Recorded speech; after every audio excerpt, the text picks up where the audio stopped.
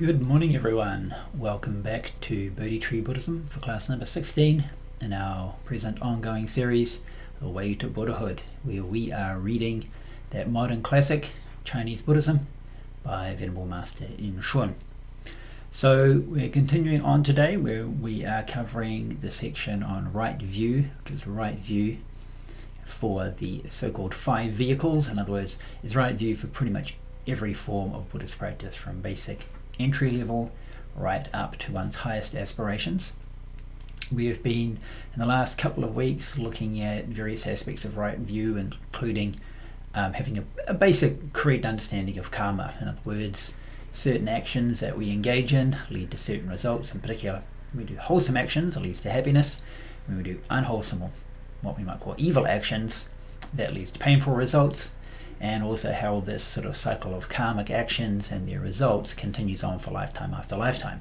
Now, when we talk about it continuing on for lifetime after lifetime, of course that brings us to another important aspect of right view, which is this basic understanding of samsara, in other words, cyclic existence. The popular little saying we often see on the internet, YOLO, right? Y-O-L-O, you only live once. Well, not for Buddhists, I'm afraid. You live many times in the past, and well, maybe in the future, and that depends. It's not fixed, but at least we can liberate ourselves from this mess. It's going to continue on.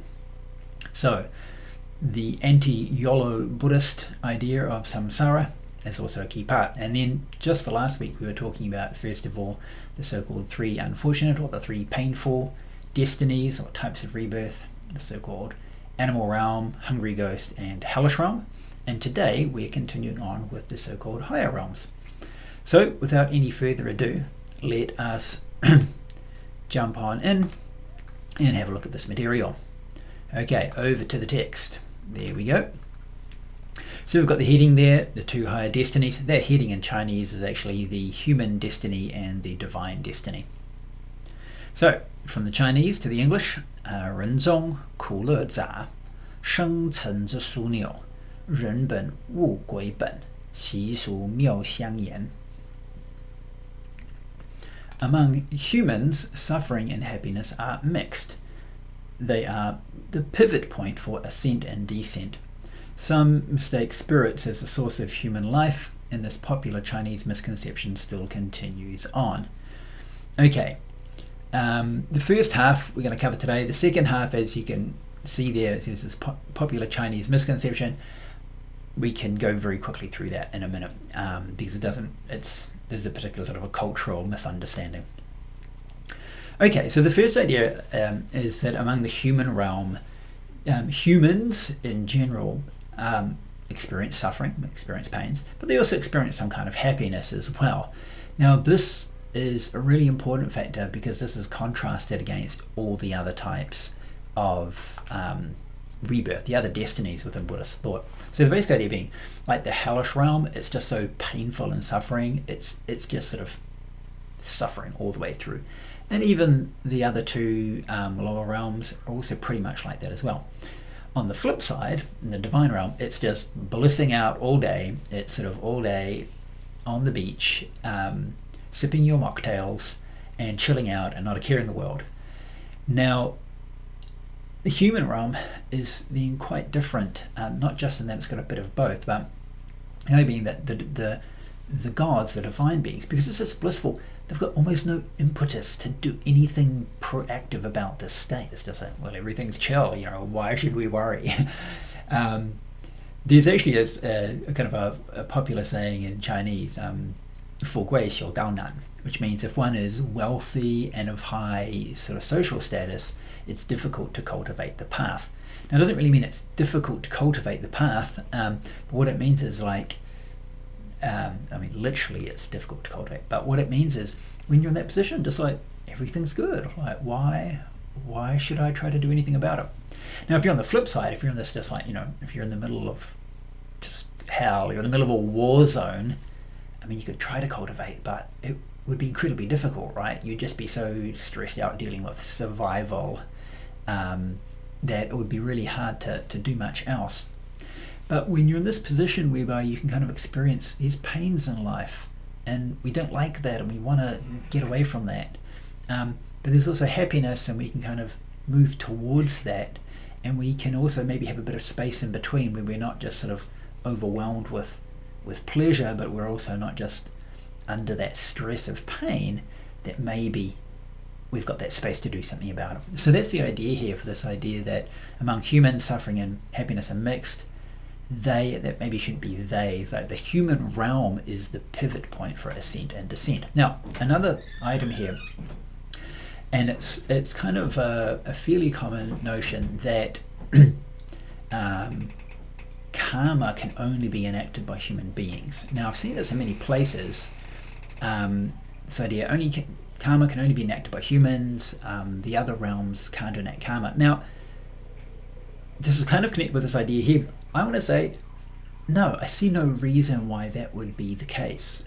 Why is it that somehow the human mind, when it acts in a certain way, doesn't, creates karma, but other beings don't?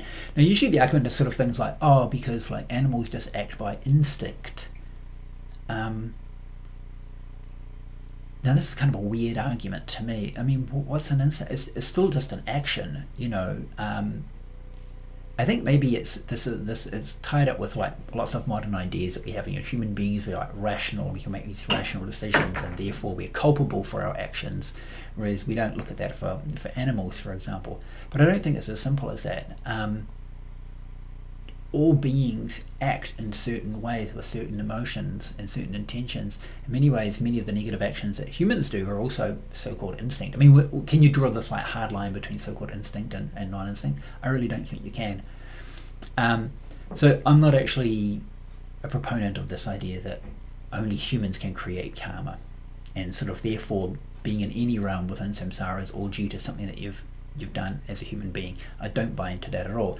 And it actually makes it even more difficult, because once, of course, you're, say, in the lower realms and you're afflicted by pain, and then you're acting out of anger or aggression, it just drags you down even further. And I think that's part of the whole idea of why being reborn in the human realm is so important, because once you get out of those other realms, it's so easy to lose control, right? It's so easy to lose control because the whole environment around you is just drawing you in certain directions.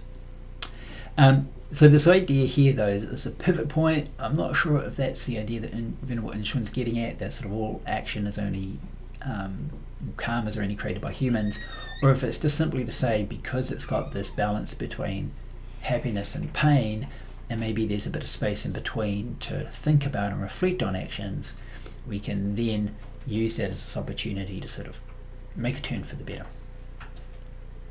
Okay, now the second part of verse 40 here, as you can see, I've added in this term Chinese misconception, and that's, I've added it in there not because I'm adding the idea that this is a Chinese idea. It's not literally in the Chinese text in those two lines, but when you read Venerable Inshuan's explanation of this verse, it is based on particular Chinese notions of, I think it's actually pre-Buddhist, this term for spirit here, so gui. It's sort of like these, it's like a non-physical, but it's kind of connected with human beings. So there was this belief that these sort of disembodied spirits then took form as human beings, and after we end the lives of human beings, one reverts back to that kind of form. So we don't need to worry about that. Talking about this whole text in English language, people in general don't have that kind of misconception. I think if we're dealing with this in English, probably the biggest misconception that we really need to cover is just this general idea that, like, do we have multiple lifetimes? Isn't it just YOLO, you only live once? And trying to deal with this side. And we've covered that a few weeks ago. Okay, so this verse here, of course, indicates the importance of the human form. It doesn't talk so much about how precious it is to have a human life. I think right back in week 1, when we were first introducing this whole text, I mentioned some of the inspirations that Venerable Inshuan had for it, and one of those was a text called the Lamrim Chenmo, the great treatise on the stages of the path to awakening by the Tibetan master Jetson Kapa. And within that text, so like a lot of the structure of the way to Buddhahood here it follows the same basic overall structure. But one of the things that the Lamrim Chenmo in Tibetan, and a few other kind of similar genre texts in Tibetan do. Right at the start, they emphasize this idea of the preciousness of human rebirth. And they basically want to say, if you're reading this or you're hearing this, you're probably a human, and that's an incredibly rare opportunity. And being a human being, because it's between these lower realms, which are just sheer pain and stress, and it's also not within this realm of the gods, we're just kind of chilling out in their blissful paradise, you've got this incredibly rare opportunity. Make the most of that opportunity. So that's not quite stressed as much here in The Way to Buddhahood, but I think it's also at this point talking about this idea that the human rebirth is this kind of pivot point, or this like transition between these two extremes in terms of the destinies and types of rebirth of living beings. It's a good time to remind ourselves of this idea. Precious human rebirth. It's rare, it's difficult to obtain. Make the most of it while you can. Okay, back to the text. The next verse here, verse 41, is talking about the divine realm. 天去出欲界色即无色界身胜手一胜乐胜顶一胜 The heavenly destinies begin from the desire realm, then the form and formless realms. They are superior in physical form and superior in lifespan, superior in joy, and also superior in meditative states. Okay, so yeah, there you can see it's just talking about the so-called heavenly destinies. We can give this a plural, heavenly destinies, because although within the 5 or the 6 types of rebirth, the heavens or the divine realms are just one of those. But on greater analysis, there's all these different levels of divine rebirth. And so talking about here from the desire, form, and formless realms, it's going through these, from those that are closest to humans to those that go up right into this sort of very rarefied stratosphere of sentient existence. So the desire realm gods, they're divine, they're higher than humans, but they're still, in what we call the desire realm. In other words, they're still motivated by desires. Now, one way I like to sort of describe this is, if you think about, say, like the Greek or the Roman gods, the kind of actions they do, they get into fights, they're jealous, they go around marrying people or engaging in all sorts of carnal pleasures with each other, etc., etc. They're kind of like, it's kind of like some sort of semi-cosmic soap opera, right? They're beyond humans, they're higher than humans, but they're often engaged in the same sort of like motivating forces that humans are. So this is kind of like, in my mind, when I think of like the idea of the desire realm gods, much more powerful than humans, but they're still kind of driven by these same types of desires and same types of motivations: jealousy, pride, desire, anger, and so forth. And there's different classes of these within the Buddhist world. I'm not going to go into all those. I mean, you can read out long lists of them, but it's not really that important. Probably one of the big ones, a couple of the big ones are Chakra, also known as Chakra Devanam Indra. Devanam Indra isn't his name. Devanam Indra just means Lord of the Gods. So Chakra, Lord of the Gods, is one of them. And then there's a few other classes. Now, it's worth noting actually, within the so-called desire realm gods, a very important figure, which is Mara. Now, Mara, some people say, it's like the Buddhist Satan. It's not really. It's not a fallen angel. The highest level of the desire realm gods, before you get to the form realm gods, are a certain class of deities. They're very powerful. They can kind of manipulate reality, in the sense of they can kind of create, and they can make living beings have different types of perception, so they can kind of create illusions, kind of create magic, that kind of thing. And Mara is one of those forms. So it's kind of really interesting. This Mara, who's always trying to thwart the Buddha, represents then trying to trap the Buddha within the desire realm. Okay, beyond that we get the form realm. So they have forms, like physical forms, but they're kind of beyond what we would usually consider sensory desire. Now, the lowest level of this for the Indian side of things is Brahma, so the god Brahma, who wrongly believes himself to be a creator god and thinks he created the world. There's a whole background story there. Don't need to go into that now. But there's also many, many higher levels in that as well. And once we even get into the kind of the form realm gods, they're already so kind of far above humans that they have very little to do with humans. It's kind of like, just like, I don't know, connection between like humans and ants that just looking down, I was like, you're just so lowly, why would I even want to interact with you? As opposed to, say, the desire realm gods, who are kind of the higher, but sort of like just a bit higher, so a bit more interaction, maybe like humans to like cats or dogs and certain kinds of animals. It's just an analogy. And then of course you get the formless realms, which are these states which are just sort of like pure consciousness, pure not in the sense of purified of affliction, but just like sheer consciousness, sheer empty space, etc., etc., etc. So more and more refined, more and more just like really even difficult to kind of get our heads around what that kind of existence would look like. Now these states do correspond to certain meditative states, which we're going to get to when we look at that very last line there, that these gods are superior in meditative states, but we'll get to that in a second. Now the last two lines are just descriptors of the gods in general.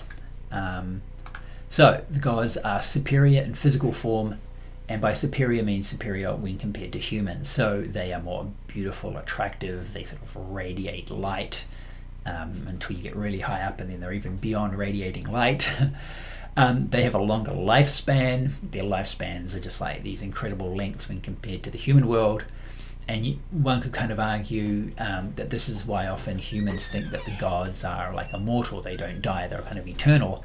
It's just simply because their lifespans are just like, you know, as long as like whole cosmic ages for human beings. So within the human experience of the gods, they're always like that. So they seem to be immortal. But from the Buddhist point of view, they're reborn as gods due to various types of karma. And so that's also finite. That's also going to run out and end at a certain time. So they have very long lifespans, but not infinite, endless, immortal lifespans. They're superior in joy. This just simply means that the very state of being a god or a deity is a sort of semi-blissful state. It has different degrees. And that is also connected with this last line. Now, the text itself sort of literally says superior meditative states, or superior meditation. Now, it doesn't really mean that the gods like meditate, but what it means is that their general state of mind corresponds to what would be a meditative state for human beings. So sometimes in the Chinese they talk about the divine realms as being the meditative state god realms. So for example, if one can reach the first dhyana, just kind of fairly purified state of mind, that corresponds to the first of the form realm gods, so the state of Brahma.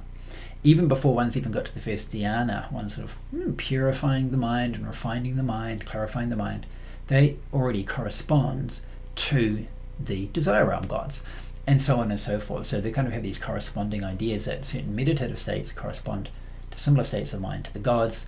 Because the meditative states are blissful, that also means that the gods are in this kind of ongoing, perpetual, as long as they're living as gods, blissful state of mind. So it's kind of like has this correspondence there. And there's also a connection in terms of like the idea of how one is reborn as a god in the first place.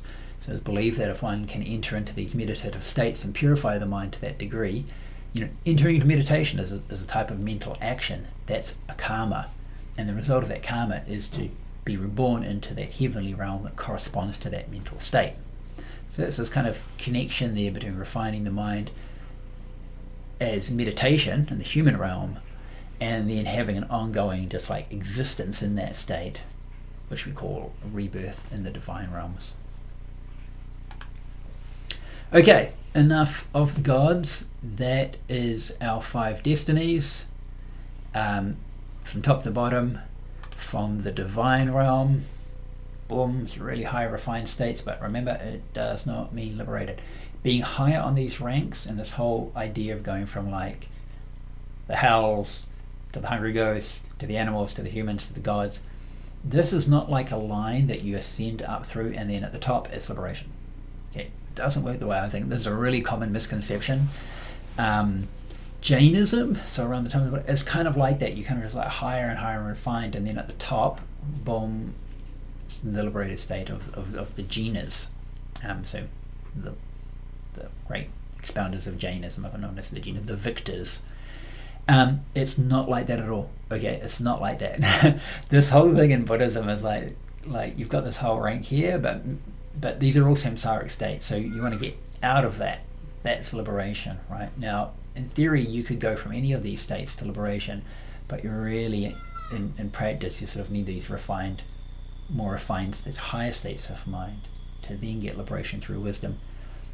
But it's not like from bottom to top and then you reach the top and then you find liberation. That's not how it works in Buddhism, okay? I just want to emphasize that. Okay, back to our text. Okay, we've got a few minutes. Let's have a look at this last verse for today, verse number 42, under the heading of the origin of suffering and happiness. Now, the Chinese heading there actually just says, like, in 诸苦有恶业，乐有善业集，苦乐随业尽，修善以积极。Sufferings are due to evil karma, and happiness is due to the accumulation of wholesome karma. Suffering and happiness end according to their respective karmas. So one should, that should be positively, I hope that's the right way of spelling it, be active in cultivating the wholesome.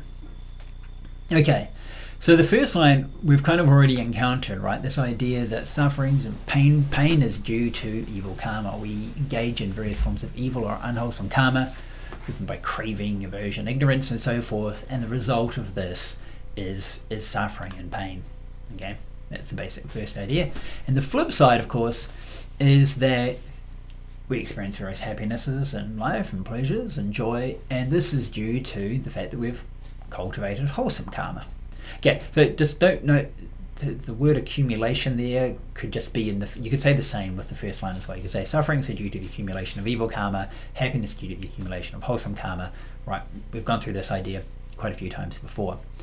However, note that suffering and happiness end according to their respective karmas. So what this means is that when we engage in some wholesome act, I mean, it's kind of finite. We do some good deed, it takes us an hour, and during that time we have various wholesome states of mind, okay?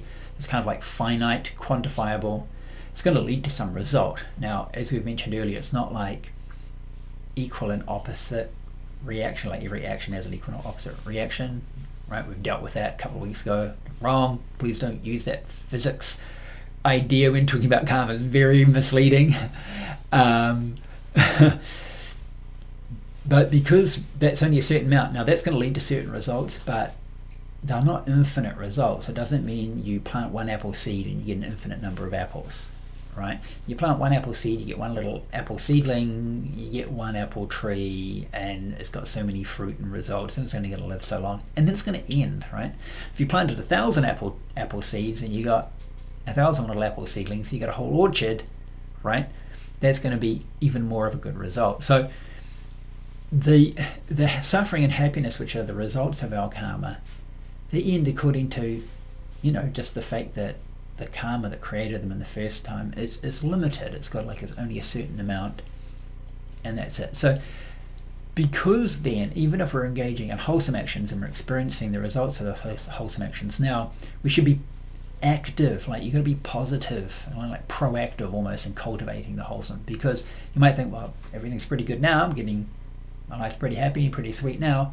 It's not going to last, and we don't really know how long it's going to last either. So it's important that we keep on cultivating the good, keep on developing that, and of course at the same time refrain from engaging in unwholesome actions as well. So that just kind of stands to reason. Okay, the next thing kind of continues on in the same vein. We're going to do that next week, the idea of the importance of wholesome action, and then we're going to get into right practice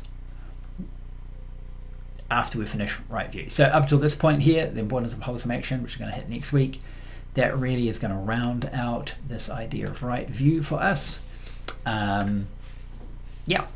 Basically, and then we can actually get into, so what's the practice? We're going to talk about the three forms of wholesome action, which basically generosity, ethics, and basic development of mind, which is kind of like entry level, rudimentary level meditation. So that's what we're going to be hitting on next week.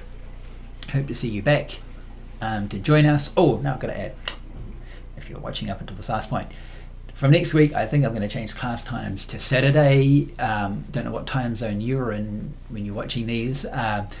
I'm doing them at the moment on Sunday mornings here in Oxford in the UK, but I'm going to switch it over to Saturday, so it will be a day earlier.